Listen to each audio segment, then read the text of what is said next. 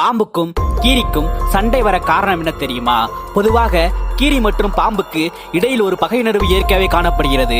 பாம்பை கண்டால் கீரிக்கும், கீரியை கண்டால் பாம்பிற்கும் பிடிக்காது. இது கீரி மற்றும் பாம்பிற்கு காணப்படும் இயற்கை உள்ளுணர்வு.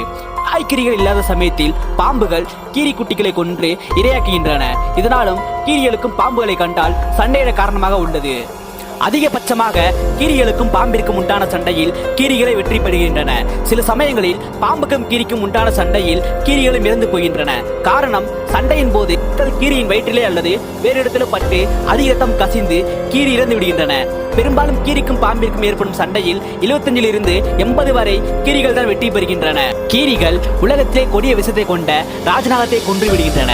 கீரியின் உடலில் காணப்படும் அசிட்டைல் கொலின் ரீப்ளெக்ஸ் பாம்பின் விஷத்தில் இருக்கும் நியூரிடாக்ஸில் இருந்து விஷம் ஏறாமல் பாதுகாக்கிறது.